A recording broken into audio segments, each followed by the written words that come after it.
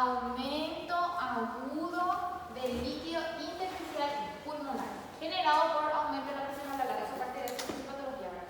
Pero en síntesis es una manifestación muy frecuente de una insuficiencia cardíaca grado 2, 3 o 4. ¿Se acuerdan la clase funcional? Que estamos hablando en la clase pasada. La clase de insuficiencia. Entonces sí, sus síntomas son de estos, ¿entienden? Puede ser de clase funcional 2, 3 y 4 de la insuficiencia cardíaca y puede presentarse con un corazón previamente ya insuficiente. O sea, la causa más frecuente de edema agudo pulmonar es la insuficiencia cardíaca. En segundo lugar puede ser un infarto agudo del miocardio o una falla del ventrículo derecho, ¿está bien? Que hace como que haya un retroceso del sistema vascular y se acumula líquido en el pulmón, ¿verdad? Y como nosotros diagnosticamos así edema agudo de pulmón, o sea que en la clínica, nosotros ocultamos y todo el pulmón, desde el vértice hasta la base, tenemos crepitantes. Y como nosotros diferenciamos una neumonía, por ejemplo, porque ustedes saben que la neumonía crepitante es lo que escuchamos, ¿verdad? Pero la diferencia es que en la neumonía vamos a escuchar crepitantes solo en bases o crepitantes solo en vértice o en los dos lados, pero de forma tipo aislada, ¿verdad? Ahora en el edema agudo del pulmón es presencia de crepitantes de vértice a base en ambos pulmones, ¿está bien? Y el paciente se puede presentar con normotensión, o sea, con una presión arterial normal o con hipotensión. Cuando el paciente está con un edema agudo del pulmón y con hipotensión, ya estamos ante un shock cardiogénico, ¿está bien? Un shock cardiogénico. Desencadenantes de un edema agudo pulmón, entonces... Um choque cardiogênico é quando o paciente está com hipotenção e qual outro o sintoma? Doutora, volta ali só para bater uma foto, por favor. No, yo les voy a enviar luego Les voy a enviar luego. Sim. Entonces... Hipotenção e o que forma um choque? Y si tenemos edema agudo de pulmón más hipotensión, ya estamos ante un posible shock hipovolémico. Y shock hipovolémico, shock cardiogénico.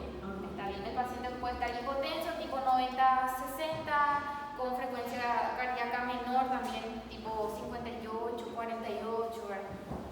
Y está con esa crepitancia de vértice a base. Ese se podría ser un edema. Ahora, estos son los que pueden desencadenar, por ejemplo, un edema agudo de pulmón, que puede ser un infarto. Tranquilamente un infarto puede venir sin dolor, sin disneas, viene paz con esto, ¿verdad? Y como le dije, los síntomas principales es como de una insuficiencia cardíaca. Disnea, sensación de cansancio, sensación de asfixia, sensación de falta de aire, ¿verdad? Ese es su principal síntoma. Hipertensión severa, por ejemplo, un paciente que viene con una presión de 240-110, por ejemplo, puede tener un edema agudo de pulmón. Un paciente que dejó de la nada su tratamiento para insuficiencia cardíaca, dejó de tomar su diurético, dejó de tomar su IECA, su ARA, abandonó su tratamiento y después de un mes viene y se presenta con edema agudo de pulmón. Está bien. Transgresión alimentaria, por ejemplo, alergia, ¿verdad? Fibrilación auricular, valvulopatía, enfermedades crónicas, miocardiopatía, estas son menos frecuentes, ¿verdad? La más frecuente es la isquemia y la insuficiencia cardíaca descompensada. Manejo del edema agudo pulmón, ¿verdad? Edema pulmonar agudo cardiogénico, ¿verdad? MOVEX dice, el MOVEX es nomás monitorización cardíaca y depresión y oxígeno, o sea que le ponemos el monitor donde le medimos la presión constantemente, le hacemos la pulsometría para ver la oxigenación y le pedimos exámenes laboratoriales, ¿verdad? Eso es lo que hacemos así en general cuando el paciente ingresa a la urgencia, ¿verdad? Sí o sí se le hace un electrocardiograma porque vimos que un IAM puede desencadenar un edema agudo de pulmón, un rayo X de tórax y un ecocardiograma, ¿verdad? Si es normotensivo, hacemos esto, ¿verdad? El BMI es ventilación mecánica no invasiva, porque el paciente, si está normotensivo, posiblemente él está con disminución de la saturación, ¿verdad? Entonces le hacemos oxigenación, oxígeno, sin invasión. Le damos nitrato para vasodilatación y diuréticos para poder eliminar todo ese líquido.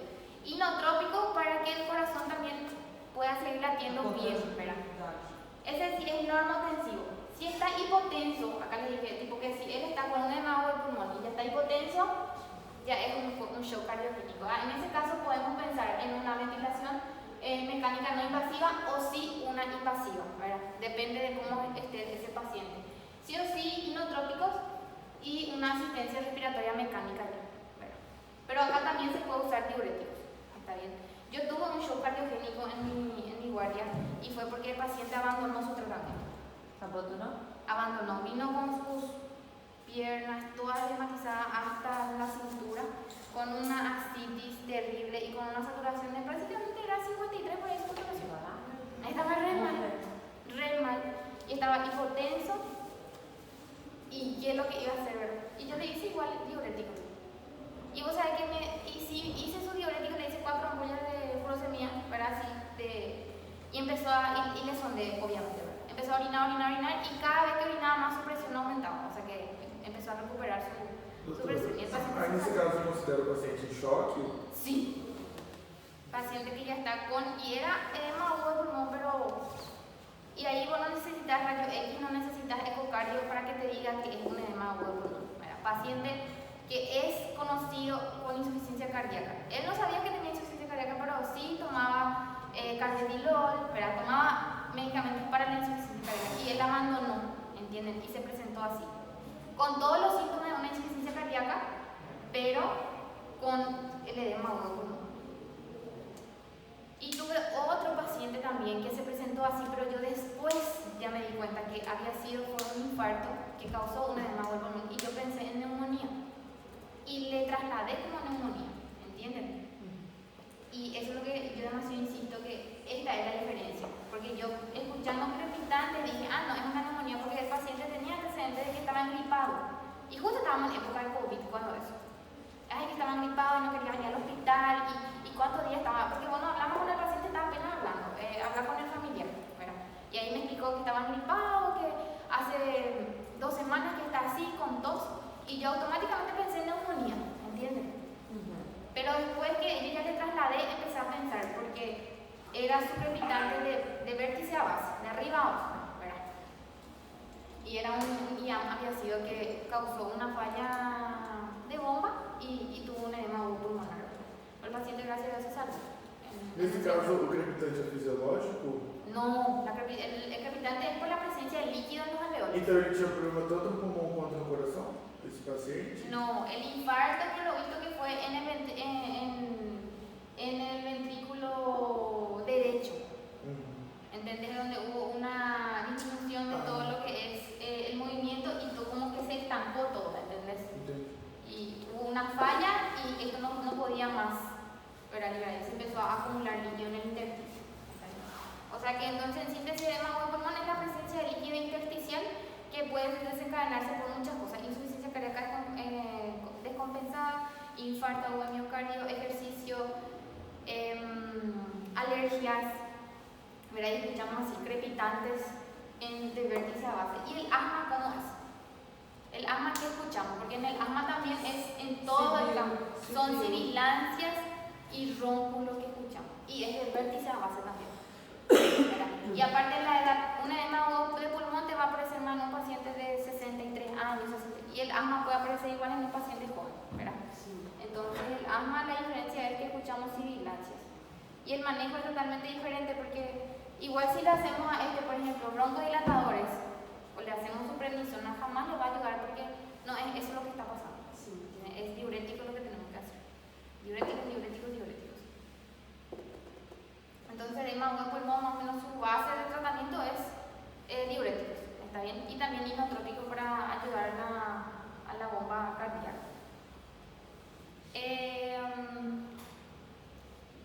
La bolilla no hablaba de TEP, pero no podemos hablar de TEP sin... ¿Qué pasó?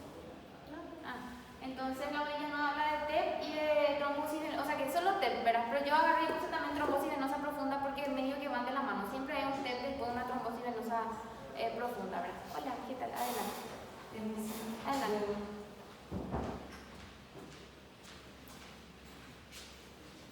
La trombofilia es uno de los factores de riesgo más frecuentes para la trombosis venosa profunda, y se acuerdan también la anemia, que anemia era que también le predisponía al paciente a tener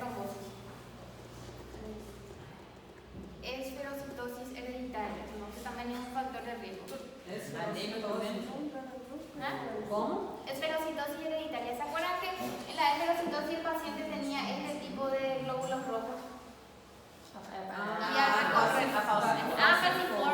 Falciforme. Entonces, estos pacientes tienen factores de riesgo, ¿verdad?, para trombosis venosa profunda y por ende también para un TET, ¿verdad? Otros pacientes son postquirúrgicos inmediatos, puérperas, encamados crónicos, ¿verdad? También el síndrome de anticuerpos fosfolipídicos también es frecuente, ¿verdad? Otros factores de riesgo predisponentes de la hipertensión arterial sistémica, el EPOC, el viaje largo, de larga duración también, obesidad, tabaquismo y consumo de anticonceptivos también. ¿Qué más puse? Sí, las trombosis aisladas de pantorrilla son las causas más frecuentes, por ejemplo, de una trombosis pulmonar. Después viene de repente una trombosis pulmonar de origen cardíaco, por ejemplo, una embolia pulmonar, una embolia cardíaca por una fibrilación, también puede causar un TEP, ¿verdad? Pero la causa más común siempre suele ser la trombosis venosa profunda, ¿verdad? Y en pacientes con factores predisponentes, ¿verdad?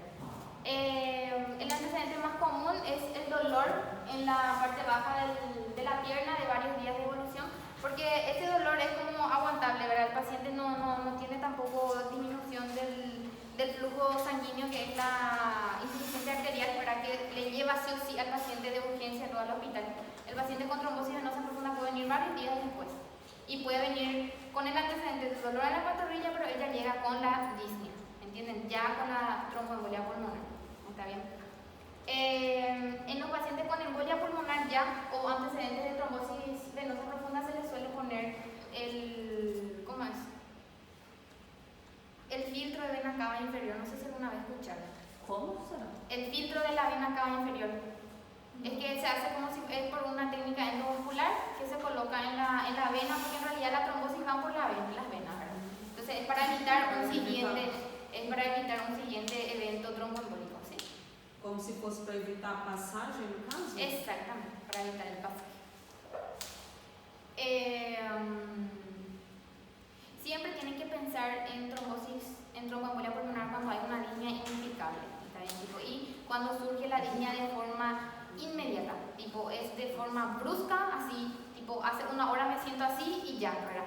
Pues normalmente si hay una edema aguda pulmonar, el paciente está haciendo una descompensación, está dejando su tratamiento para insuficiencia cardíaca y de a poco está viniendo la disnea. Primero en clasificación 1, después 2, después 3, después ya viene con disnea en reposo, ¿verdad? El paciente que tuvo o tiene tromboembolia pulmonar viene con disnea TAS en reposo de hace una hora o de hace media hora, ¿verdad? Es de inicio brusco, ¿está bien?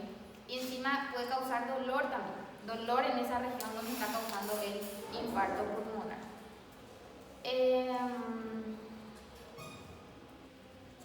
más puse?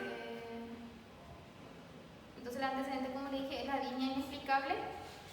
También se suele pedir el dímero D, también cuando pensamos en tromboembolia pulmonar o trombosis venosa profunda. Él no es específica, pero es sensible, ¿está bien? Si tenemos el dímero D aumentado, puede ser una trombosis venosa profunda o una tromboembolia pulmonar. No es específico de los dos, pero es sensible. Cuando aparece, tenemos que buscarlo. Entonces, la disnea es el síntoma principal, la taquipnea también. Síncope, hipotensión, cianosis también puede causar y eso cuando hay cianosis, síncope, hipotensión, ya tenemos que pensar en una embolia pulmonar masiva. El dolor pleurítico también, tos y hemoptisis, ¿verdad? Que es la expectoración con sangre, también tiene que hacernos pensar. Y otra patología que podemos pensar cuando tenemos hemoptisis. Pero la hemoptisis es diferente a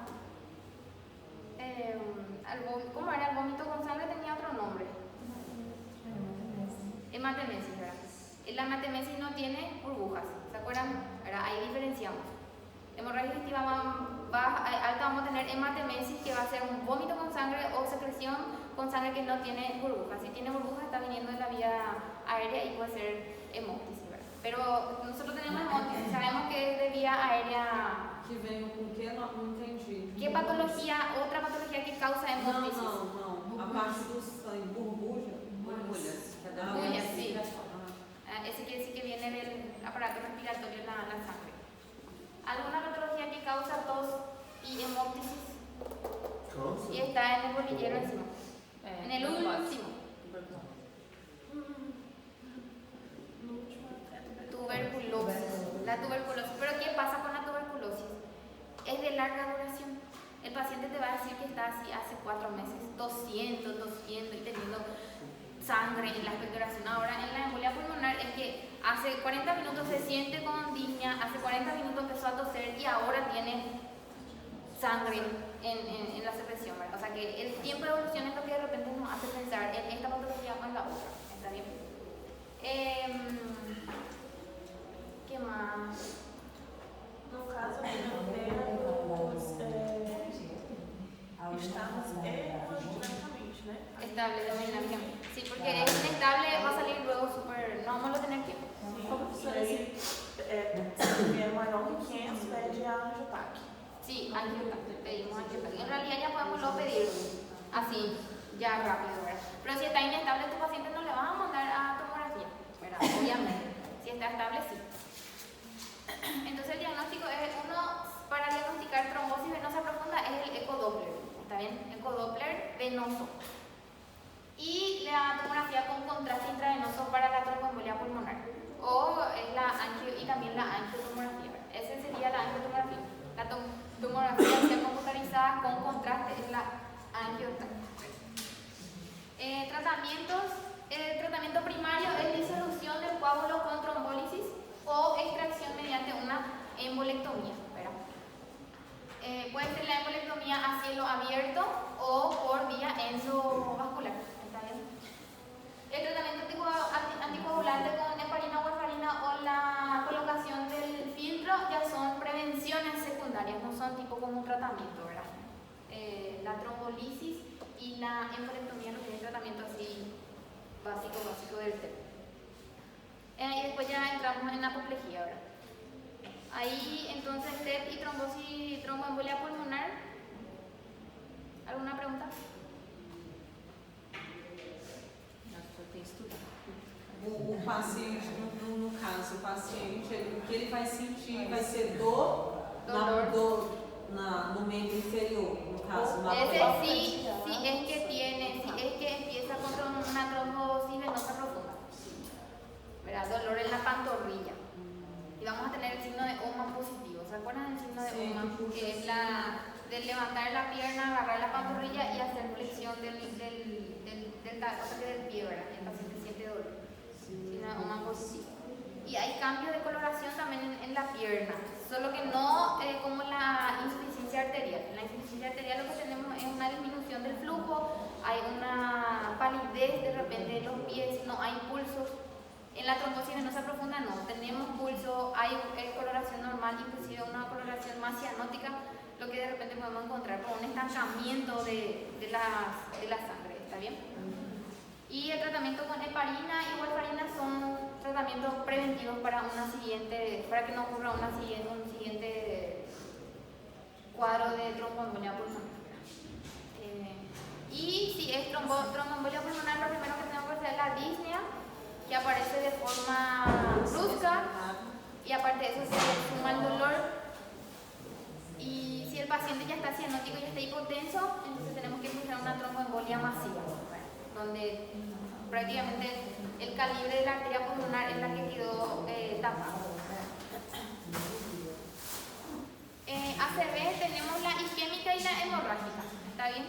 El accidente cerebrovascular, isquémica y hemorragia, ¿verdad?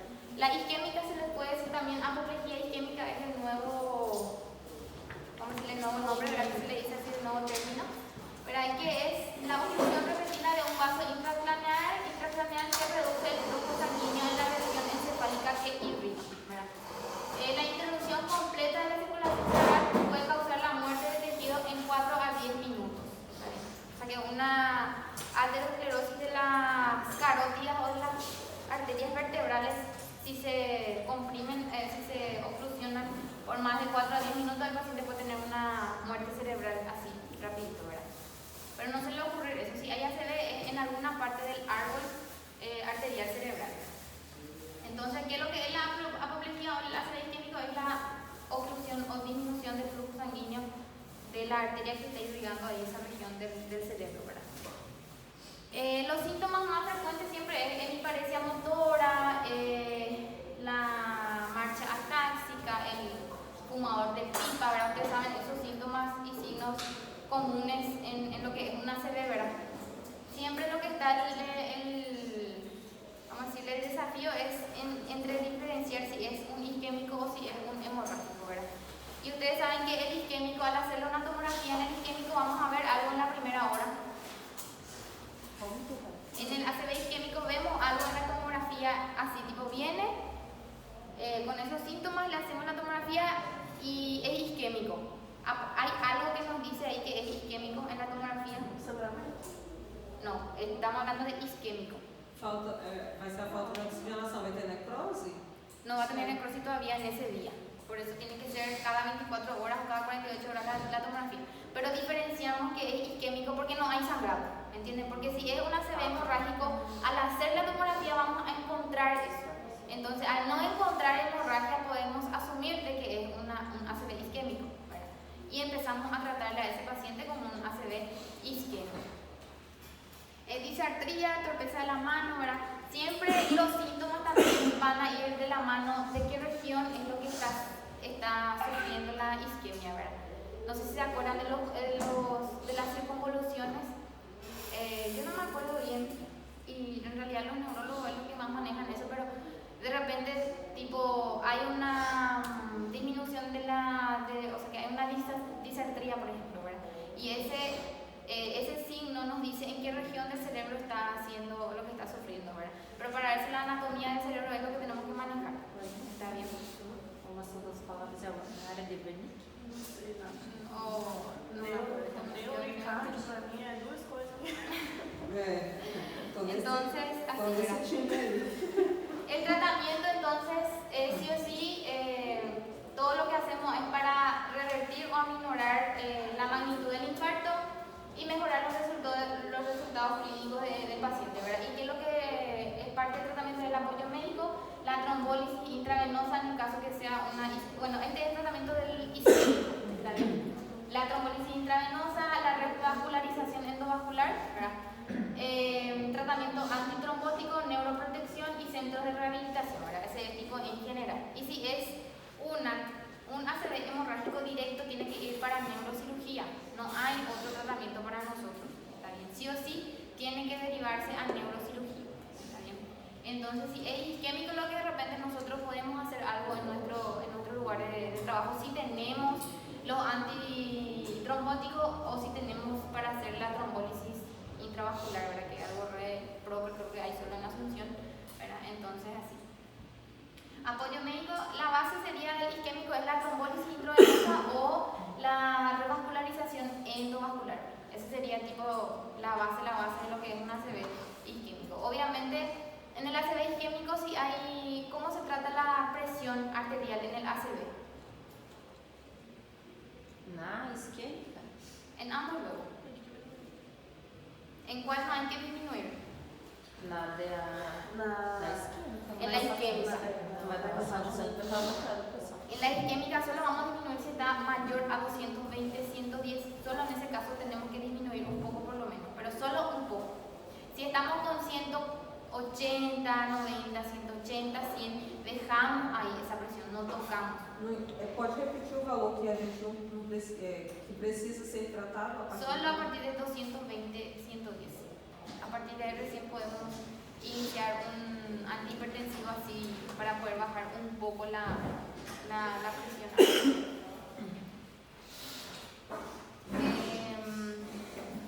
La ICP es la mayor frecuencia de hemorragia intracerebral sintomática. La administración intravenosa del RTP Plaza, RT Plaza es un trombolítico. ¿Está bien? Que el paciente, si nosotros lo colocamos, se va y diluye el trombo, ¿verdad? Pero siempre es durante las primeras 3 horas nomás, después de iniciado el episodio isquémico. Pero esto solo podemos iniciar en pacientes que sabemos o de repente, no el paciente que el familiar viene y te dice que le encontró ya con síncope, porque ahí no sabemos en qué momento inició. Solamente hacemos esto cuando sabemos con certeza que inició hace 1 hora o hace 2 horas. ¿Está bien? No caso da parte da hipertensão do paciente, de início você não trata, mas aí depois que fizer revascularização, essas outras coisas, aí... Claro, ahí depois, ya... Só quando o paciente chega que você não Claro, vai ahí baixar a pressão. claro, porque está lo con isquemia en esa región del cerebro. Imagínate si bajamos la presión, va a disminuir más el flujo sanguíneo cerebral, ¿verdad? Entonces, por eso es que... Y ahora sí, ahí sí es hemorrágica, sí tenemos que tratar de disminuir, porque cuanto más alto va a ser más hemorragia que se va a estar liberando en el cerebro. ¿Está bien?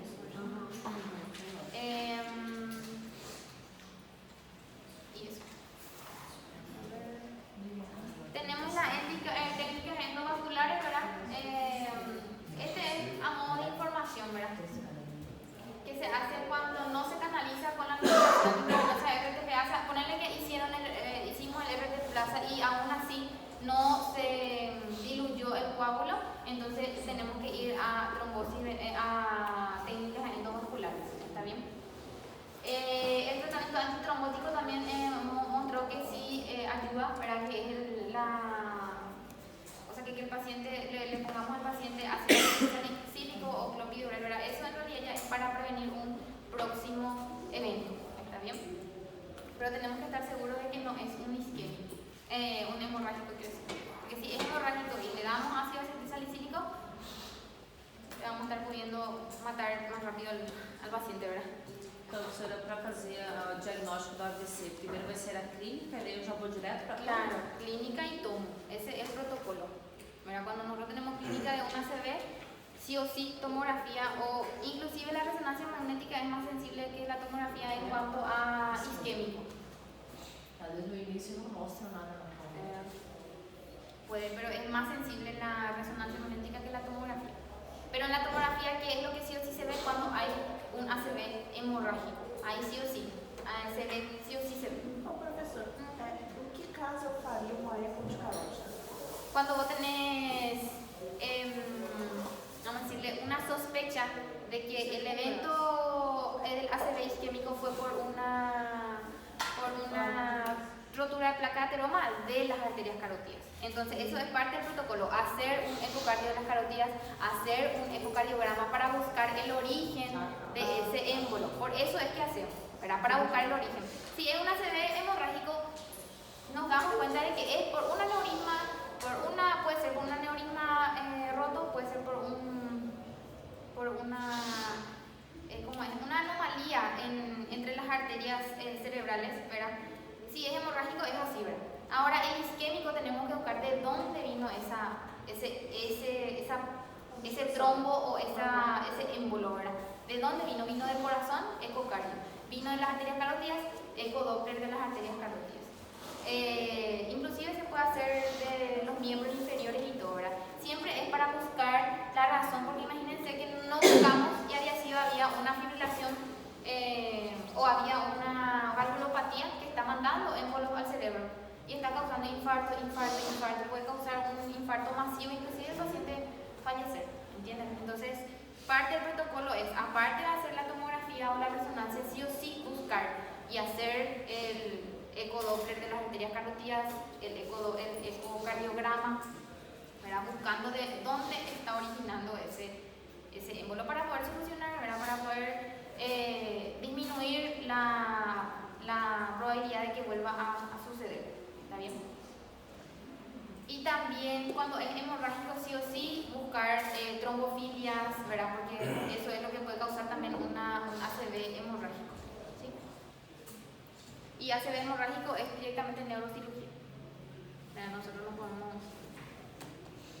causas, entonces ahí puse 2, ¿verdad? Puede ser apoplejía cardioembólica que viene del corazón o una arterial, como les dije, que puede ser por anomalías, ¿verdad? Me acuerdo yo cuando estaba en el 4º año y estaba pasando por terapia intensiva en el regional, había una nena de 16 años que estaba, ¿verdad?, en terapia intensiva, intubada, todo por un ACV hemorrágico. Y era por un era un aneurisma, ¿cómo es que la persona nace con eso? No me acuerdo la palabra. Congénito, ¿verdad? Porque imagínense, 16 años tenía y vino por una cefalea intensa. Y se le pidió, por protocolo, se le pidió tomografía, porque ustedes saben que el dolor de cabeza, de que primera vez apareció y que duele como nunca le dolió a la persona, es sí o sí tienen que pedirle una tomografía. No duden, no importa si tiene 5 años, no importa, tiene 10 años, no importa, 50, pidan tomografía. El doctor pidió y el familiar dijo, ay doctor, pero solo le duele la cabeza, ¿cómo pidió una tomografía por dolor de cabeza? Y no, vamos a irnos otra vez, y se fueron. Y a las 3 horas la paciente llegó con, así, inconsciente, se le hizo la tomografía y gigante hemorragia tenía. Meu pai teve uma AVC hemorrágica e não tinha nenhuma patologia de base, né? Hipertensão, diabetes, nada. A gente estava na praia, a gente estava na piscina na hora, ele mergulhou, quando ele voltou ele sentiu uma pressão na cabeça. Aí ele falou, vou dormir. Quando ele deitou, aí minha mãe estava no banheiro, quando minha mãe saiu do banheiro ele já estava dando uma crise convulsiva. Ah, una crisis convulsiva. E aí, quando a gente levou para o hospital, a gente socorrida, depois, né, estabilizou e fez a toma, bem extensa. En serio. E aí fez a cirurgia e tal, mas infelizmente não resistiu. Podia ficar com muita sequela também, a área era muito grande. Sí. E até chegar a hora da cirurgia, infelizmente durou aí uns 3 dias, a gente estava fora, não tinha plano de saúde, na praia, hospital pequeno porte, foi bem difícil. E assim, a gente não conseguiu saber de onde realmente, o porquê que aconteceu, né? Claro. O médico acha que provavelmente pode ter alguma malformação. Sí, eso es Eu lo não más. tinha No tenía nada, uma factores de história riesgo. tabagista no nada. Meu pai era super saudável. Ah, E aí, do nada, aconteceu, então eles acham que provavelmente tenha sido algo congênito e nunca tinha mostrado nada, né? E meu irmão teve um aneurisma. Então, foi antes, né? Meu irmão apresentou um aneurisma em 2011. Ele começou com dor de cabeça aneurisma bem intensa. cerebral. Uma dor de cabeça intensa, que em repouso doía mais do que em movimento. Aí tomou tudo que tem remédio, nada. Ah, mas não, foi uma tomografia. Meu irmão na época tinha 27 anos, 28 anos. Y E aí, probablemente. quando o médico viu o tamanho do aneurisma dele, ele falou assim, onde é que esse rapaz tá entubado e tal, porque já estava para explodir, né? Para virar uma AVC hemorrágica. Aí não pode internar agora, repouso absoluto. E aí ele internou, aí depois fez a cirurgia, aí ele colocou o campo, né? Claro, totalmente. Não deu nada. Então, aí depois a gente descobriu, a prima do meu pai também teve. Então, por isso que a gente foi junto as peças e acha que es foi congénito. isso que congênito história familiar, mas de... Né? Mira, no, pues. Entonces eso también es una causa cerebral. No siempre el paciente diabético, a veces te va a venir un paciente flaco, sin, ¿verdad? Como fue el caso lastimosamente de su papá, ¿verdad? Un paciente que no tiene antecedentes cardiológicos, no tiene hipertensión, no es tabaquista, no es bebedor, no fuma nada, y pam, aparece con estos síntomas. Entonces podría ser algo hereditario, o sea que es congénito, ¿verdad? ¿Está bien? Y en el caso que se encuentra el aneurisma, entonces también es tratamiento quirúrgico, está bien, quirúrgico. Causas, entonces, ahí respondiendo, Rebeca, tu pregunta, es por eso es que hacemos la ecodoppler de las arterias, no es que hacemos un también de onda, ¿verdad? Sí. Otro método auxiliar de diagnóstico es la tomografía axial computarizada, la resonancia magnética y la angiotac cerebral. La angiotac cerebral es el más tope de los estudios diagnósticos, ¿verdad? Si es que se puede hacer eso, súper genial, ¿está bien? Pericarditis, ¿verdad?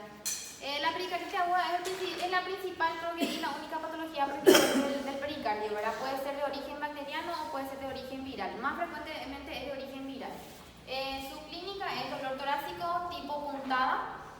Y se acuerdan que en el IAM es tipo opresivo el dolor. Está bien, ahí está un poco la diferencia en la semiología del dolor. El paciente con IAM viene presionando y diciendo me aprieta mi pecho. Y el paciente con dolor pleurítico, con dolor pericárdico es me clava acá. Y aparte la edad, ¿verdad? Un paciente con IAM más frecuentemente va a ser un paciente mayor a 45 años, pericardite aguda puede ser en un paciente de, qué sé yo, 26 o 28 años, ¿verdad? De repente puede ser. Puede ser más viral, ¿verdad? Frote pericárdico es lo que ocultamos y puede haber también un derrame pericárdico, ¿verdad? No hay mucho que decir en realidad por la pericarditis aguda. Presente en todos los tipos infecciosos agudos y también puede aparecer que pueden ser de causas autoinmunes, ¿verdad? Por ejemplo, en el lupus, una pericarditis aguda puede aparecer, ¿verdad? No hay dolor en las pericarditis tuberculosas o neoplásicas, el paciente no tiene dolor pleurítico. Y así, ¿verdad? El dolor interno, retroesternal, precordialgia izquierdo se agrava durante la inspiración, la tos y cambios posturales. O sea que si el paciente se agacha, por ejemplo, el dolor duele, o sea que el dolor empeora. ¿Está bien? El paciente con infarto, el dolor está peor todo el tiempo, sentado, parado, todo el tiempo. No hay una posición que empeora o mejora. Así es el infarto, ¿verdad? En la pericarditis de repente el paciente encuentra una posición más cómoda y empeora cuando se agacha, ¿verdad? Entonces empeora con la inspiración, también con la tos y puede confundirse con el IAM por el dolor, ¿verdad? Se alivia al sentarse y empeora en el decúbito dorsal. Puede ser, ese es el tipo pleurítico. El dolor del pericardio es como si fuera un dolor pleurítico, pero en la región precordial. ¿Está bien? Al igual que en el que se produce en el IAM, pero en el IAM se producen elevaciones de los marcadores cardíacos, ¿verdad? CKMB, troponina, ¿verdad? En la pericarditis también se eleva, pero más poco, ¿entiendes? Y en el electrocardiograma es diferente la presentación en el IAM, por ejemplo, tenemos elevación del segmento ST en todas las derivaciones prácticamente, ¿verdad? En la pericarditis hay una elevación del segmento ST, pero no es en todas las derivaciones y aparte de eso tenemos esta depresión PR. ¿Se acuerdan? Acá tengo la imagen del IAM. Voy a mostrar acá.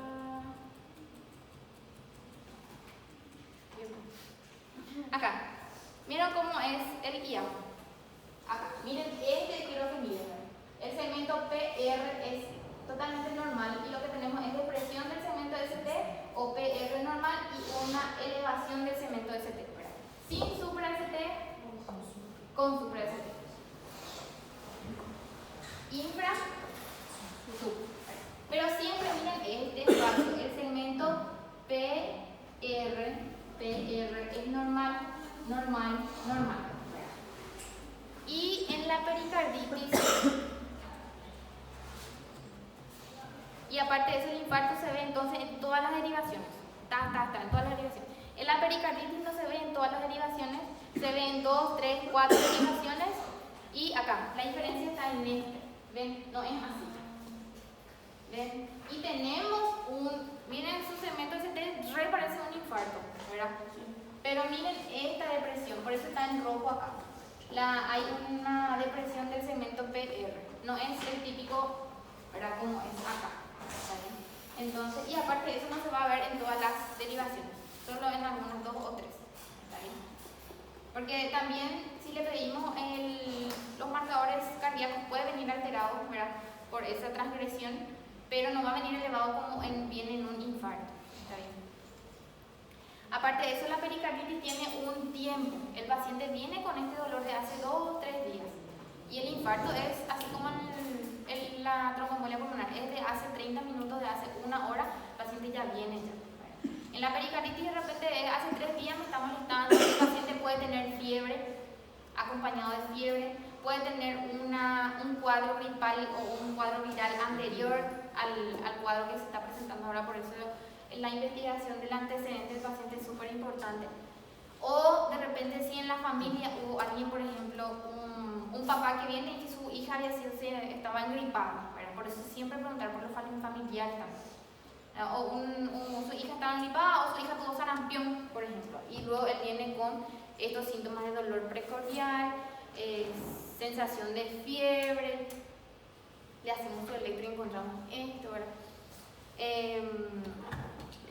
También podemos tener, acá hablé del frote. El frote pericárico es uno de los síntomas más importantes porque se escucha así, ¿verdad? El paciente está sentado y se escucha de tono alto, áspero y en reposo, ¿verdad? Es como si fuera un chicle, ¿verdad? ¿verdad? Así es que se escucha el frote pericárdico. Después, y suele escucharse al final de la expiración, ¿verdad? Le pedimos al paciente que haga una inspiración profunda y al expirar ahí es audible. El derrame pericárdico también puede ocurrir, es ya una complicación de la pericarditis. El derrame pericárdico puede causar dolor y hay un aumento de la silueta cardíaca. ¿Dónde podemos ver este aumento de la silueta cardíaca? En el rayo X de tórax, ¿está bien? Y ruidos cardíacos pueden estar alejados, como en el taponamiento cardíaco, ¿está bien? Inclusive el derrame pericárdico puede causar un taponamiento cardíaco, si es que es o sea, de mucha cantidad. ¿Cuáles eran los signos de taponamiento cardíaco? La tríada de Beck. Ingurgitación yugular, ruidos cardíacos alejados o prácticamente ausentes, ¿verdad? Y hipotensión. O sea que acá, por ejemplo, da para preguntar sobre el taponamiento cardíaco porque puede ser una complicación. ¿Está bien? Taponamiento cardíaco puede ser inclusive una complicación de una pericarditis aguda. El tratamiento para una pericarditis aguda, si se consta de que es viral, el tratamiento es sintomático, ¿verdad? Porque las enfermedades virales son autolimitadas, ¿verdad? Siempre y cuando controlándole a ese paciente y tratándose. El diagnóstico entonces puede ser por el electrocardiograma, la clínica del paciente, los antecedentes del paciente y podemos ver como una resonancia magnética nuclear. Por ejemplo, una pericarditis tuberculosa se va a poder diagnosticar por una resonancia magnética nuclear, por ejemplo. El paciente va a tener los antecedentes de tuberculosis. ¿Y el tratamiento? Y el tratamiento, no hay tratamiento famoso, ¿verdad? No hay tratamiento específico, es reposo en cama y ácido acetil salicílico. Si no funciona así, podemos dar AINES para el dolor, ¿verdad? Podemos dar también glucocorticoides, ¿verdad? Más allá si los pacientes tienen insuficiencia renal, ¿verdad? Si el paciente se encuentra ya asintomático y a febril por una semana, ir disminuyendo los AINES. ¿Está bien? A pericardite vai ser tratada com corticoide? Podría ser usado corticoide más allá si el paciente tiene de repente una insuficiencia renal, ¿verdad? Pero sí, vos podés darle prednisona con una aspirina y un ibuprofeno. Ahí vos le das, ese es tu primer escalón para tu tratamiento de pericarditis. E para a fiebre também. É que a professora Diana falou que não usa corticoide. No, y capaz que acá nos vamos a poner que es solo si hay insuficiencia cardíaca. Es que cada docente y cada material, ¿verdad? Es diferente. Sí. Pero mejor que se queden con lo que ella les dijo, ¿verdad? Entonces solo corticoides solo en casos de pacientes con colágenopatía, porque acá está bien escrito todo. Glucocorticoides, prednisona, lo que sea, en pacientes con pericarditis secundaria a colágenopatía e insuficiencia renal. Solo en esos casos. Sí. Y en síntesis es AINES lo que tenemos que darle a ese paciente. Sí. Después, asma. ¿Qué es lo que es el asma? Síndrome clínico caracterizado por una obstrucción de las vías respiratorias. ¿Qué es el síndrome clínico? ¿Qué es? ¿Cuáles son los signos y los síntomas del asma? Falta de ar, disnea, taquipnea, tos. A veces el paciente puede venir solo por tos. La ocultas y le escuchas bien sibilancia, ¿verdad? Entonces, esos son los síntomas principales: tos, disnea y taquipnea. ¿Está bien? La fisiopatología es la hiperactividad bronquial, ¿verdad? Que lo que pasa en la luz del bronquio no es que hay también vasoconstricción, sino que es más por la presencia de líquido o de mucus en los bronquios, ¿verdad? Y que es lo que causa una disminución de la luz y por ende una disminución del flujo de aire, ¿verdad? Que empeora inclusive con la salida de aire, es lo que está más afectado. Porque al inspirar por la presión podemos introducir, ¿verdad? Nosotros, pero al expirar cuesta sacar. Y la expiración del asma es muy larga, ¿se acuerdan? Que la inspiración todo bien y la expiración es la que es muy quejosa y muy laboriosa para el paciente. ¿Está bien? El factor de riesgo principal es la atopía, o sea, pacientes alérgicos, pacientes que tienen de repente alergia a cualquier cosa, ¿verdad? Ellos son pacientes de riesgo para tener asma. La clínica, entonces, hablamos de son sibilancia, disnea, tos. Las manifestaciones a menudo duerman por la noche y es típico que el individuo se despierte muy temprano en la mañana. Tipo, no suele dormirse mucho tiempo en la mañana. Puede señalar dificultad para llenar de aire los pulmones, que es la disnea, ¿verdad? Aumenta la producción de moco, es esponjoso, pegajoso y difícil de expectorar. Con frecuencia se acompaña de hiperventilación, el empleo de uso de músculos accesorios, ¿verdad? Podemos tener tiraje, retracciones costales. Y antes del ataque, a veces los pacientes pueden referir que hay prurito debajo de la quijada, a algunos pacientes. Y también el paciente puede venir con un miedo inexplicable de parece que va a morir. Eso también suele ser un síntoma, porque el paciente siente que no le llega aire y siente que se va a morir, ¿verdad? Siente que se va a morir, ¿verdad? Eso también suele ser síntomas del asma. Diagnóstico es clínica realmente, y espirometría lo que nos ayuda es a ver la disminución del flujo que puede tener ese paciente, ¿verdad? Se le puede también hacer ergometría cuando hay de repente pacientes que tienen su crisis asmática después de ejercicio, por ejemplo, y así. Pero el diagnóstico en sí del asma es la clínica, y aparece a partir de los 3 años, ya se puede diagnosticar asma en los niños, ¿verdad? ¿Sí? No es así. Desde 3 ya se puede. O sea que yo no sé, este material que yo estoy sacando es del Harrison 20. También capaz de repente es del Harrison 19 también que la doctora está usando. Pero creo que mejor nos quedamos con lo que... Não, a gente não viu asma com ela, não, né? Ah. Vimos? Viu? E ela falou, Desculpa. e ela Só falou que- 5 só anos. que o porque negócio ela é- Entonces 5 años. Entonces 5 años. Nos quedamos en 5 años. ¿Está Ela bien? falou sim, que ele tem dificuldade de fazer o exame. Sí, Correcto. exactamente, claro. Bueno, también el rayo X puede ser útil, pero en los casos agudos, ¿verdad? Para ver la hiperinsuflación del rayo X, del pulmón, ¿verdad? Pero es la clínica lo que nos hace diagnosticar el asma, ¿verdad? Más todavía una crisis asmática. Nosotros como clínicos generales lo que vamos a recibir es un paciente con crisis asmática. No vamos a tener en consultorio a un paciente que viene para consultar y se le hace el diagnóstico, porque sí o sí, nosotros a una crisis asmática le derivamos a un neumólogo, por ejemplo, ¿verdad? Nosotros como médicos generales, les digo, sí o sí mandamos con el neumólogo, y lo que más recibimos son crisis asmáticas. Porque normalmente los hospitales, siendo vos médico general, no te quieren contratar para consultorio, no te contratan luego. Entonces lo que te ofrecen es hacer guardias. Y ahí recibimos crisis asmáticas. Crisis asmáticas. ¿Cómo tratamos el tratamiento del asma? Es con broncodilatadores, con agonita beta 2 de corta o larga duración y anticolinérgicos que pueden ser el bromuro de hipatropio, ¿verdad? Hipatropio. Este así es bien resumido, ¿verdad? Por ejemplo, en una crisis asmática, ¿cuál es el tratamiento de una crisis asmática? Se for aguda, agora sim, a bolinha de salbutamol. Le haces el rescate, ¿verdad? Le hacemos rescate y de acuerdo a su clínica, si está con una muy mala mecánica respiratoria, podemos hacer corticoides. También puede ser la prednisona vía oral si es que el paciente está más estable, o puede ser también la metilprednisolona. Esto le digo en casos de urgencia, cuando el paciente llega a la urgencia con una crisis asmática. ¿Está bien? ¿A quién no le hacemos salbutamol? ¿A quiénes? Que son asmáticos y no le hacemos salbutamol, le podemos hacer bromuro. É de opá? Quem tem problemas cardíacos. Exactamente, paciente da taquicardia, ¿verdad? Podemos causarle una arritmia así a un paciente, pero rapidísimo si es que le damos salbutamol a todo. Por eso siempre miramos los antecedentes, miramos también si el paciente venía usando ya salbutamol o si no tiene alguna patología cardíaca, ¿verdad? Más todavía si son pacientes añosos, ¿verdad? 60 años, 65 años con una crisis asmática. En la guardia, en la urgencia, yo les recomiendo siempre usen bromuro, porque como les dije, el salbutamol puede causar una arritmia ahí rapidita. Y hasta ahí lo que hice. Otra vez.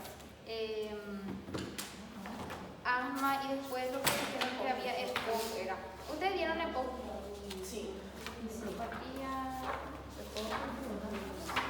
Y anemia también está en el bolillero, pero anemia, por ejemplo, nosotros demasiado mucho hablamos en la parte práctica. ¿Se acuerdan que hicimos como 3 días seguidos por ahí? Fue solamente anemia. Después que era otro, neumonía. ¿De neumonía qué quieren hablar? Voy a buscar un poco acá. Neumonía, acá está, justo en pantalla. Neumonía extrahospitalaria. ¿Cuál es el germen más común? El estreptococo. Neumonía, ¿verdad? Neumonía. Otros gérmenes pueden ser Mycoplasma, Haemophilus y también otros virus, ¿verdad? Que puede ser el virus de la influenza, que es ahora está en auge, ¿verdad? Manifestaciones clínicas de la neumonía. Tos, falta de ar, febre, escalofríos. Fiebre, porque tos y falta de aire puede ser una ICC descompensada, puede ser un EPOC, puede ser una tromboembolia pulmonar, puede ser. Entonces la fiebre es el principal, ¿verdad? Fiebre, tos, disnea. Dificultad o sea que hay mecánica respiratoria, expansibilidad alterada. Yo grabé dolor pleurolítico, eso ya cuando tenemos un derrame pleural, ¿verdad? Les voy a mostrar un video que grabé pero es de pediatría, ¿verdad? Pero igual nomás.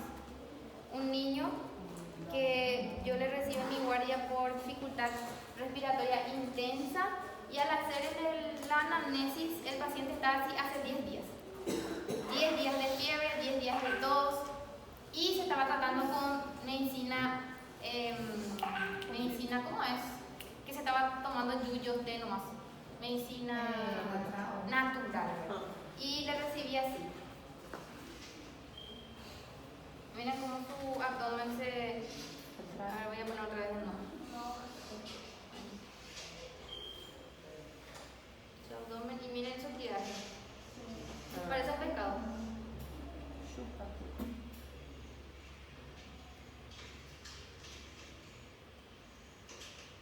Estaba saturando, acá se ve otra vez. Ven cómo las costillas están. Estaba saturando 92 y tenía crepitante en base izquierda. Después el resto estaba con sibilancia, de repente ronco, pero la crepitancia que más se escuchaba era en base, o sea que en pulmón izquierdo, bases, ¿verdad? Y se le derivé y se internó. Estaba con una neumonía, ¿verdad? Y su laboratorio, lo que me pasaron del hospital a quien le referí, estaba con 16.000 de glóbulos blancos y 90% eran neutrófilos, o sea que lo más probable es que era una neumonía de origen bacteriano, ¿verdad? Y eso es lo que lo penoso de mi guardia es que yo no le sigo a los pacientes. Si es que le mando, si tengo suerte, el médico que le recibió me responde y me dice está bien tu paciente o está mal tu paciente. Porque en mi hospital es chico, nadie no me da bola. La pasada me aceptaron por primera vez en la historia, un año hace que estoy trabajando en este hospital y nunca me reciben un paciente. Este paciente yo le mandé por medios propios, no es que yo le mandé mi ambulancia y que el médico le iba a recibir, Yo siempre le mando nomás porque si no me dicen que no hay lugar, que no hambre, se le mandé nomás. Pero tuve un paciente con tétanos. Tétanos tenía, horrible costaba, era un indígena y porque era indígena me aceptaban. Porque acá a los indígenas tipo se le tiene así, se le protege demasiado y conste que no tenía familiar, no tenía registro, no tenía familiar, no tenía recursos, nada y mismo así un poco le aceptaron a las 10 de la noche. Y la aceptaron, gracias a Dios, y se fue, ¿verdad? Estaba re mal. En Opitoto no ya tenía cuando la mandé, ¿verdad? Pero la aceptaron después de un año que estoy trabajando. Para mí fue muy bueno, así que me alegro. Pero pregunté muchísimo por él y nunca me respondieron más. No sé si sobrevivió. Y así, bueno. Entonces, manifestaciones clínicas de fiebre. Taquicardia es un signo general, ¿verdad? Ustedes saben que por fiebre uno puede tener taquicardia, ¿verdad? Y más si es que estamos con disnea, ¿verdad? Taquicardia, tos, a veces puede ser productiva, así que no se confundan, no porque la tos no tiene, o sea que no es productiva, amarilla verdosa no es una neumonía, igual puede ser. Hemóptisis sugiere ya infección por tuberculosis, ¿está bien? Menos frecuente puede ser fatiga, cefalea, mialgia, artralgia, ¿verdad? Esos son más síntomas generales. Diagnóstico es clínico y ¿qué le podemos pedir? Rayo X, ¿verdad? Hemograma. Entonces, diagnóstico clínico, sí o sí, los datos de la anamnesis y la exploración física, 95% que puedes diagnosticar una neumonía. Y si es muy atípico, ahí, ¿verdad? Con el rayo X nos guiamos y también con el hemograma, ¿verdad? El diagnóstico etiológico, ¿cómo sabemos qué microorganismo es? Ese sería el diagnóstico etiológico. Un cultivo de secreción de esputo, ¿verdad? Y ahí es que se encuentra. Cultivo, ese no es necesario. Método serológico no es necesario. Hablaron del CUR 65, una neumonía. Repasen eso. Isso é neumologia. Todo neumología es CUR 65. Antibiótico terapia inicial, ¿cómo es? Empírica primero hacemos. En pacientes ambulatorios se puede dar un macrólido, o sea, una acitromicina o doxiciclina en pacientes sanos que no usaron antibiótico en los últimos 90 días. Un macrólido o acitromicina, puede ser acitromicina. Si tiene otro tratamiento, o sea que tiene otro trastorno concomitante, un paciente con inmunodeficiencia, un paciente cardiópata, hipertensa, diabética, pues son factores que predisponen al paciente. En ese caso se puede usar fluoroquinolona, dice, pero pues ya puede ser vía oral o endovenoso. O beta-lactámicos. ¿Cuáles son los beta-lactámicos? Beta-lactámicos. No, acitromicina es más grande. Amoxicilina, penicilina, esos son los beta-lactámicos. Ese es pacientes ambulatorios. Depois você entra coração, você falou por Olha, eu não sei por que esse negócio de classe de medicamento. É nó na cabeça. É tão difícil. Yo tengo una clase de antibióticos, le voy a pasar a eso, para que tengan. Ai, doutora Cássia, que Hospitalizados, pero no están UTI, se usa beta-lactámicos más macrólidos o fluoroquinolonas vía endovenosa. Los hospitalizados, pero no en terapia. Si está en terapia, es un beta-lactámico más una acitromicina ou fluoroquinolona. Deixa eu fazer uma pergunta assim, direta. Na prática, esse medicamento abre a mente? Como é que faz? Porque esses medicamentos... É porque fica praticamente o mesmo para, digamos, para infecções respiratórias, aí vai fatal. Amiga, Baixa, você tal. cria sua planilha, por exemplo, para as doenças que já Entendeu? Mas é No, uma es base. que, y aparte que no es Infecções que respiratórias. no es que vos... E depende do hospital também, porque cada hospital tem o Sí, seu. nosotros por ejemplo en mi hospital no tenemos fluoroquinolona, no tenemos la. ¿Qué es lo que tenemos? Tenemos ceftriaxona. Chao. ¿Verdad? ¿Y qué le hacemos a nuestro paciente? No le hacemos ceftriaxona. ¿Me entienden? Claro que sí, es para si es ambulatorio, sí hacemos amoxicilina, por ejemplo. Y le hacemos con acitromicina si está más mal, pero no para internar también. Entonces, empezamos por amoxi, y con acitromicina, pues ya se interna, entonces ya se le hace ceftrium. Pero la teoría nos dice primero esto, ¿verdad? Pero no es también que vos estás ahí en la guardia y te viene y vos automático ya te acordate. Vos tenés tiempo para irte a la sala de estar, para llamarle a tu profesor. ¿Cuántas veces yo le llamé? ¿Le conocen al doctor Ariel Fleitas? Él es mi salvación en todo, porque yo tengo un paciente y ya le envío su electro, y ya le envío su ecocardio, y él es el que siempre me ayuda, porque nunca van a estar solos, ¿entiendes?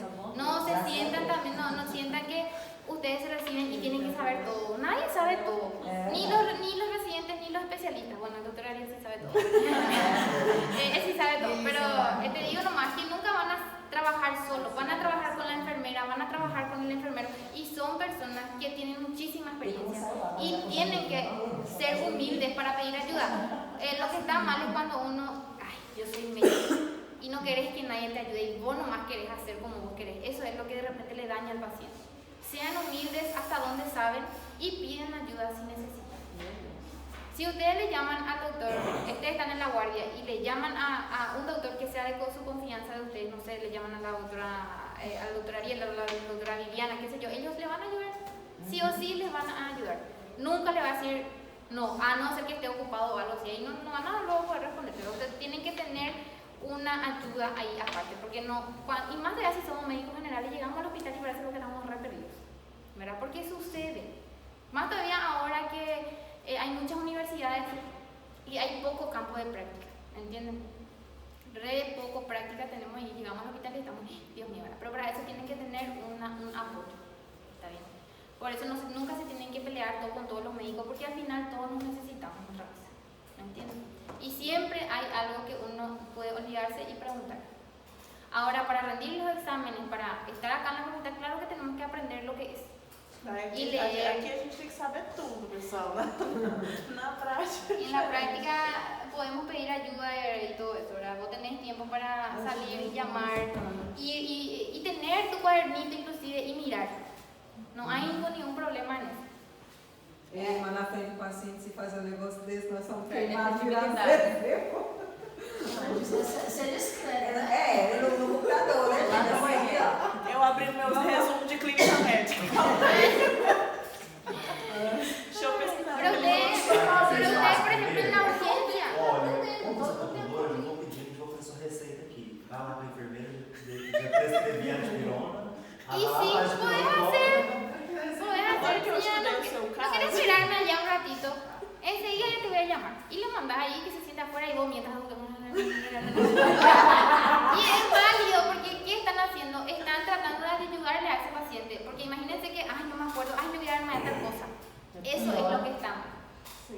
Eso es lo que está re mal, porque le pueden hacer daño al paciente así. Así que sean humildes y sepan su límite hasta dónde pueden ir y hasta dónde ya no pueden y pidan ayuda. Está bien, porque ese médico que hay se hace el saberlo todo y que yo no voy a preguntar, yo no, ese es el que al final hace una mala praxis. ¿Entienden? Entonces pidan ayuda cuando necesiten. ¿Qué más pico dice acá? Diagnóstico. Aí o tratamento você falou já. Ya hablamos del tratamiento. Claro que el tratamiento no es solamente antibióticos, el paciente está internado, se le hace su hidratación, ¿verdad? Con cero fisiológico, se le hace su oxigenación, oxigenoterapia si es que está saturando menor a 92, se le va probando y se le hace dosis de respuesta a la oxigenación. Así sigue bajando a partir de cuando nosotros intubamos. ¿Cuándo intubamos una neumonía? Vai menor, 92. Intubación, si me estoy preguntando. Compromisso com parênquima pulmonar, compromisso, dificuldade de Más la mecánica respiratoria y el Glasgow, porque obviamente si no le está llegando suficiente oxígeno al cerebro, el paciente va a tener una depresión, ¿verdad? Siempre el Glasgow es la indicación. No tanto, porque hay pacientes que se van a saturar 52 y están despiertos. Doctora, ¿y cómo le vamos a internar a ese paciente? Algo está pasando, algo en su parénquima pulmonar es lo que de repente, ¿verdad? Pero si sigue saturando 40, 42, y ahí sí ya hay que hacer sedación y intubar. Pero siempre el parámetro para intubación es Glasgow menor a 8. ¿Está bien? Glasgow menor a 8. ¿Qué más? Complicaciones de la neumonía.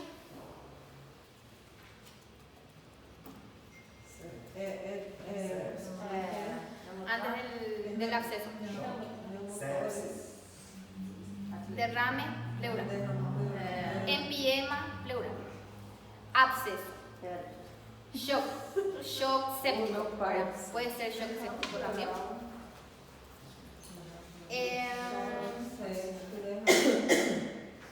Falla multiorgánica. Meu Deus do céu.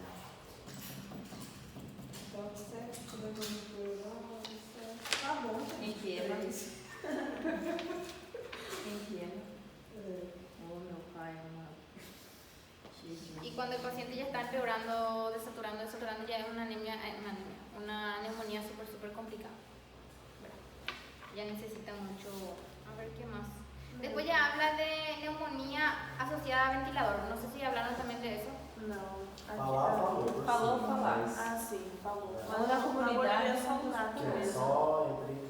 Y ese es en pacientes, por ejemplo, que están intubados, por ejemplo, un paciente con ACV, que está en la terapia, está intubado y empieza a presentar desaturación, mismo con el respirador, empieza a presentar fiebre, ¿verdad? Ahí vos vas viendo una neumonía intrahospitalaria, ¿verdad? Y son siempre neumonías súper difíciles de tratar porque son microorganismos súper, hiper, mega resistentes, ¿verdad?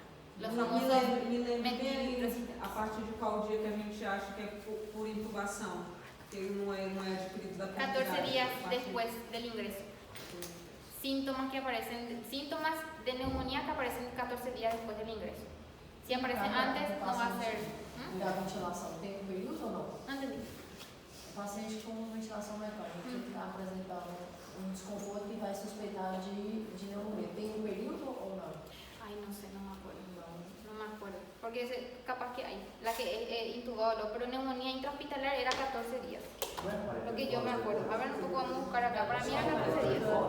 La encuesta acá dice NAC asociada a los cuidados de salud, representa una transición entre neumonía adquirida en la comunidad y una neumonía intrahospitalaria típica que por lo que la definición está aún en proceso de ajuste debido a la carencia de estudios a gran escala, dice. Acá, este es del Harrison 20, dice que ya no hay un tiempo porque no hay tantos estudios, ¿verdad? Pero según la DOC, ¿cómo es? 48 horas, bueno, se quedan con 48 horas entonces. A ver un poco lo que dice de asociar al ventilador. Eso lo riesgos, no habla también del tiempo.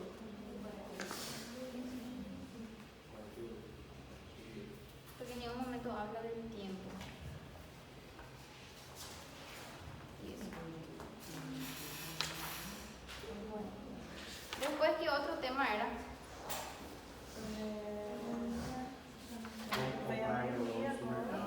¿Ah? Ah, não, é Alzheimer.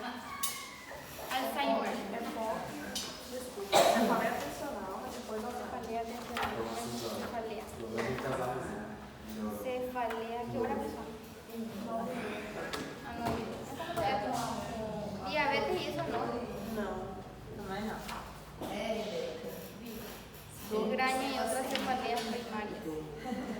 Eu não sei como é que vai ser essa sala. Cefalea atencional.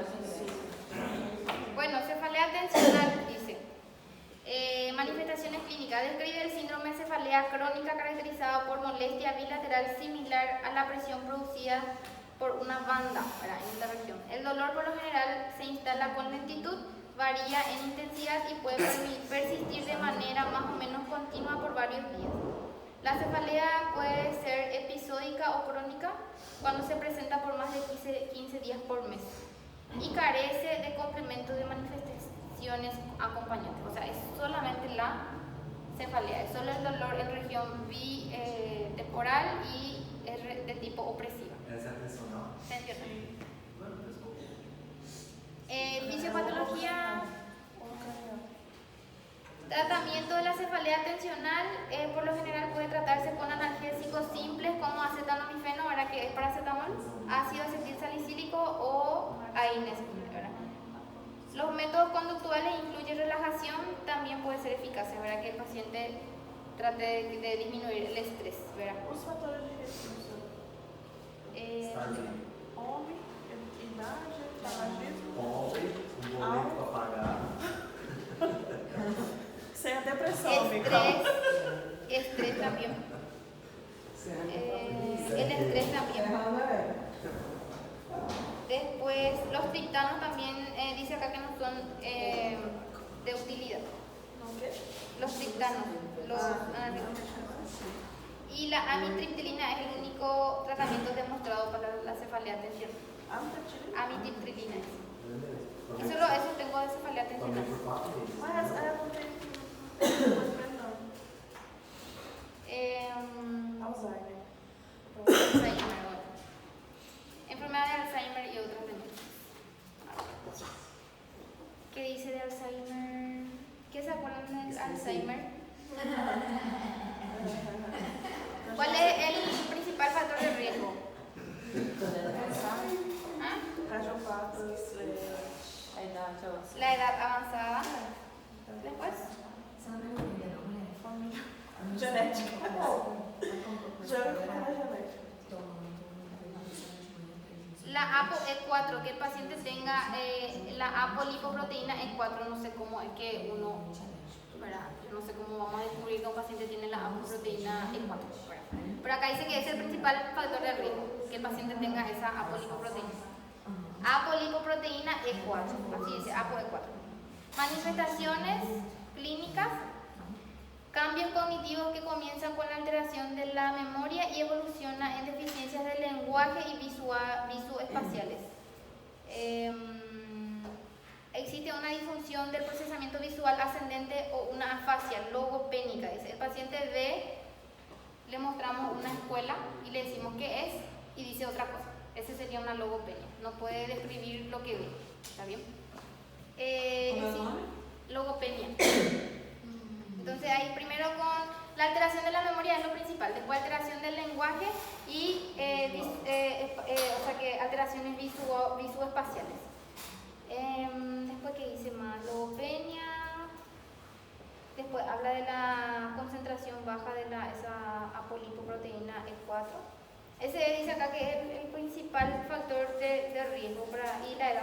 ¿verdad?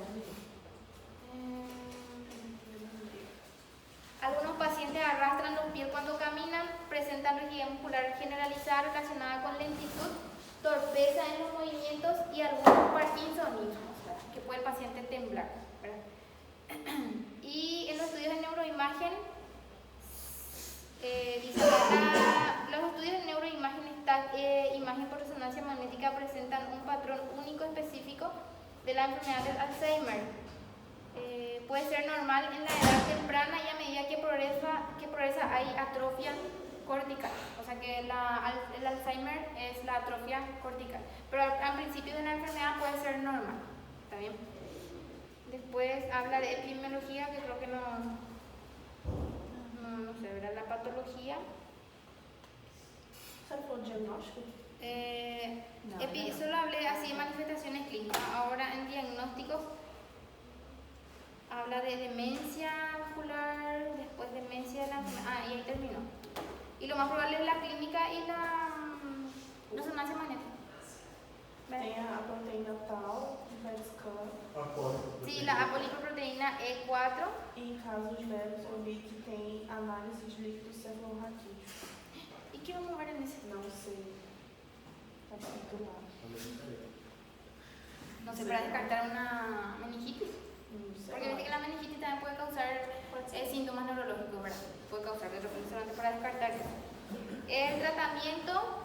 Esto no es tratamiento. Al tratamiento de la enfermedad de Alzheimer no existe una cura ni tratamiento farmacológico sólido, pero sí se centra en el mejoramiento a largo plazo de los problemas neurológicos del paciente.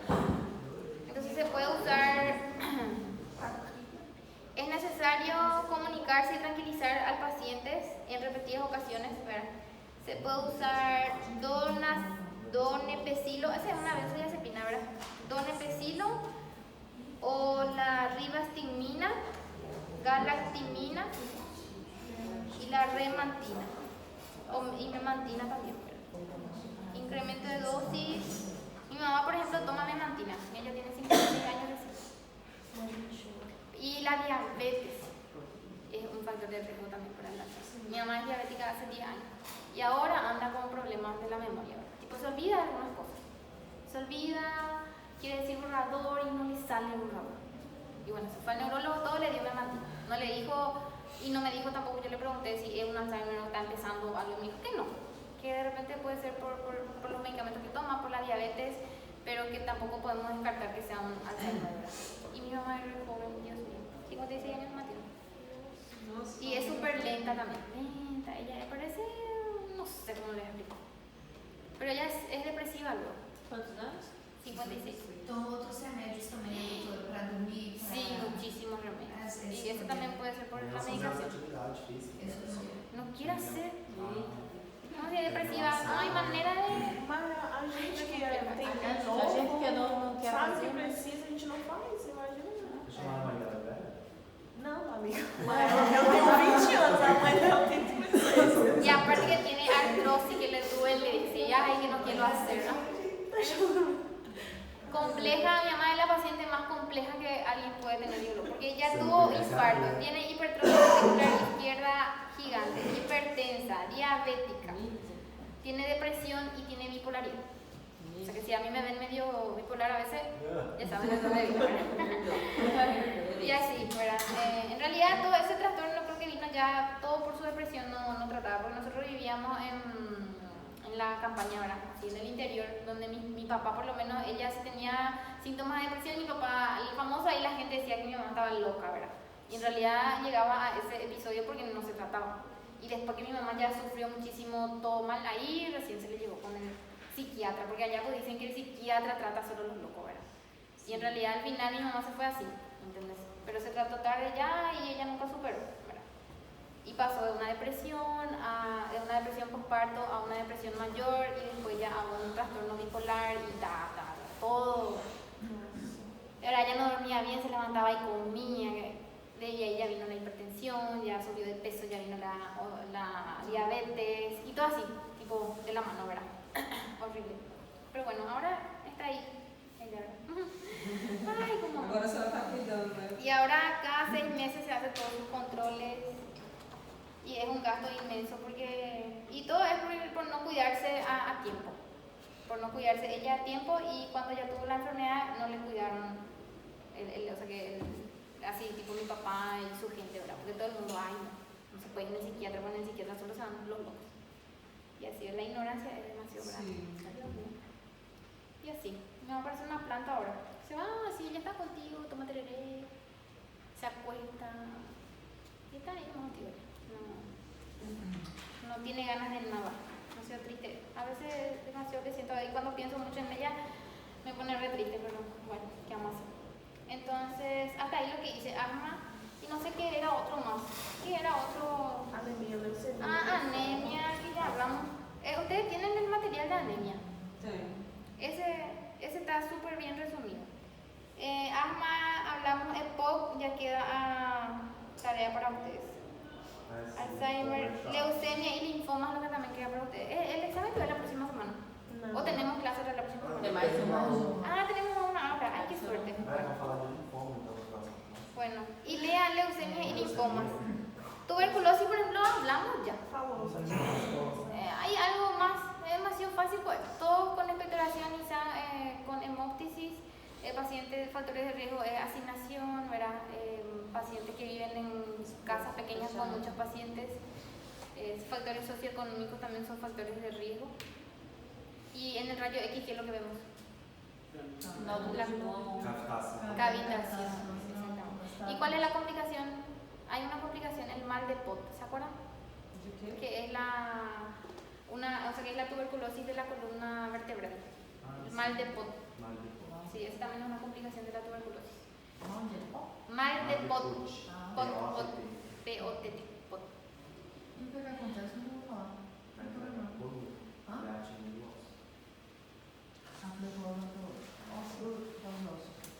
Tem vários tipos de tuberculose, tem a tipo-miliar, que é mais grave, tem a... Sí. Y el mal de Pot era uno de ellos. La tuberculosis miliar, el mal de Pot. El rayo X y después la vaciloscopía, ese es diagnóstico.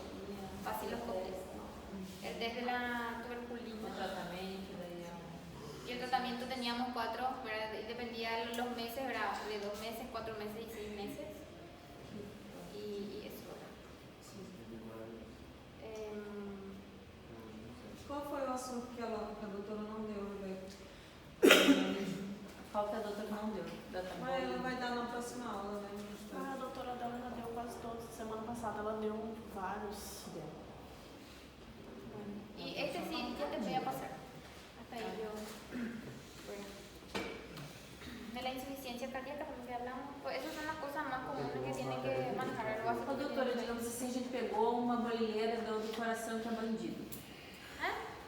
Quando pegar, tipo assim, um bolilheiro do coração que é bandido, de difícil de estudar, vai ter que saber, tipo assim, dizer, no eletrocardiograma, a maior dificuldade que eu tenho é identificar assim, o infarto é isso e aquilo, esse negócio de analisar no eletrocardiograma, eu acho terrível. No, pero si va a ser un electro, por ejemplo, un caso clínico que yo les presento de vacío típico lo va a hacer, ¿verdad?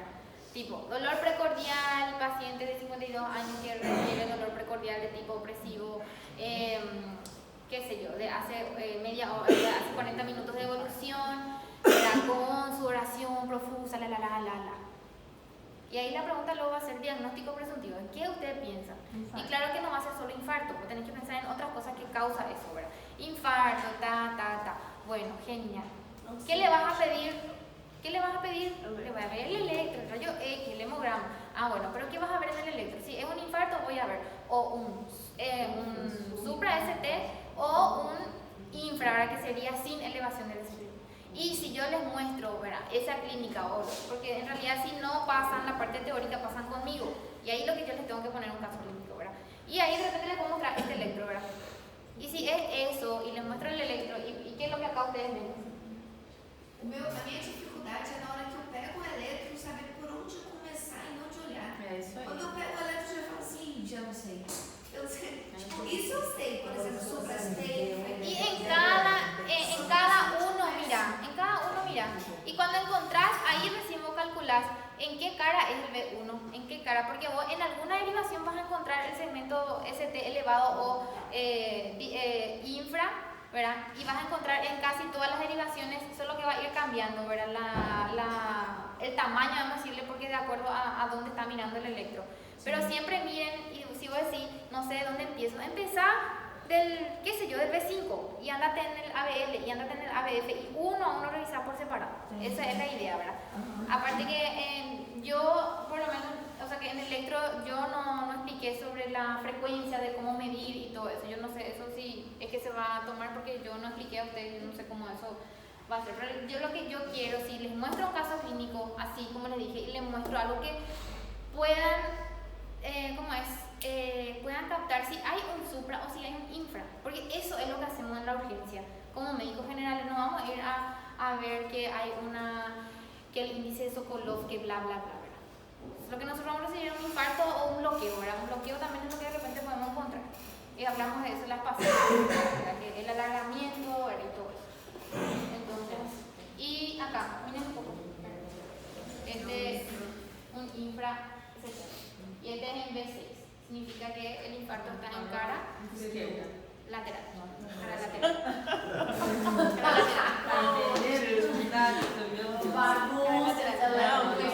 Pero la idea del electro, yo les soy sincera, ¿verdad? Yo tampoco manejo el electro a la perfección que te voy a calcular. El doctor Ariel sí te va a hacer así, te va a hacer el informe del electro porque él es especialista, ¿verdad? Pero yo por más que leo el electro y no tengo esa práctica, todos los días vos tenés que tener para que vos puedas dominar el electro. Pero sí voy a poder diagnosticar un infarto, sí voy a poder diagnosticar un bloqueo, porque eso es lo que de repente en ese momento le va a salvar a tu paciente y es importante saber. Entonces, no creo lo que en el caso clínico es del infarto, pero siempre el tema está que piensen en el diagnóstico y cómo van a llegar al diagnóstico, mediante la clínica, mediante esto, yo pienso en esto y aparte le voy a pedir un electrocardiograma y también enzimas cardíacas. Y si esto viene alterado, entonces pienso en infarto, ¿entiendes? Que construyan esse de dónde ir, ¿verdad? Essa é a ideia. Eu acho que a prova da doutora dela vai estar mais fácil do que a da doutora Diana. A gente reprova na prova da Diana y vai fazer quando... Pero ahí pasan conmigo y pasan con dos porque va a ser lo mínimo, por más que me responden súper bien, porque que pasen conmigo significa que es una segunda oportunidad nomás. La primera en realidad y para tener buenas notas es con la doctora. La parte teórica. Sim, mas vai passar pela Júlia de qualquer Não, forma? só se não passar por Solo si no pasas por día. Vai ser satisfatório. Y claro que yo por ejemplo, yo soy muy partidaria en el examen de cuando el alumno no se está acordando, porque a veces pasa que nos pasamos ahí enfrente y parece que nos olvidamos todo, ¿verdad?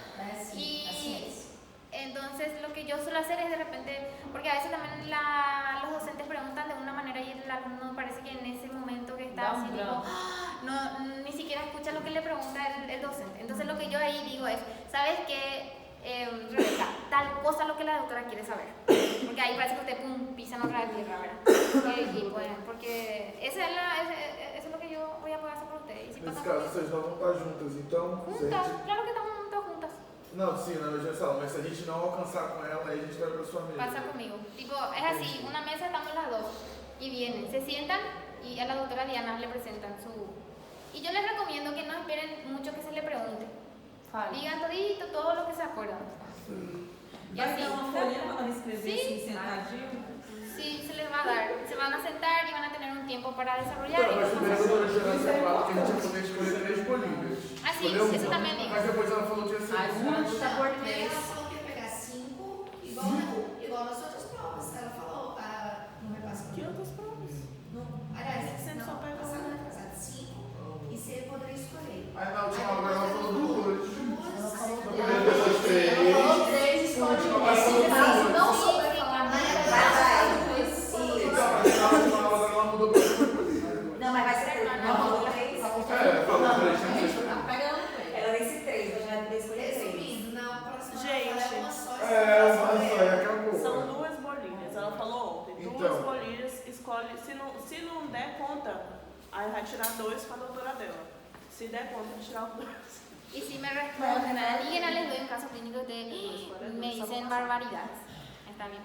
Sean coherentes. Não, professora, pode Fala muita esperar. bobice. Pode deixar. A senhora pode esperar todo tipo de coisa da gente. Olha, Tanto não bom. subestima a nossa turma, hein? Pode ser pior do que você espera. E ainda mais porque vai ter gente que vai fazer esse bolinho pela internet, não vai olhar livro. Sí. Isso ela pode ter certeza. Ese que hacen de internet. No, Dios mío. Y recomiéndenle a sus compañeros porque hay muchos que hacen y ahí lo que ocurren las barbaridades. doutora Rebeca. Tampoco solo eso. Doutora Lean. Rebeca Capricha. Y clínica médica, ahora te van a entrar en clínica O 2. boleiro de clínica médica vai ser R$100 por cabeça. Só Vale. promoção. A promoção! Você é besta? Não desisto. Fala, Bíblia, fala. Vou fazer a metade do Todos caricatos, tem que cair no nervosa já. Tô estressada já. Não é possível, Não é né? possível, né? Gostei tanto dessa caneta. Rebeca. Já ia levar pra casa. Oi? Deve ter aula desse cara. Menina, Nossa senhora, ficou firme, porque. Confirma, senão vai embora. gente, que dia é hoje? Rapaz, nunca fala.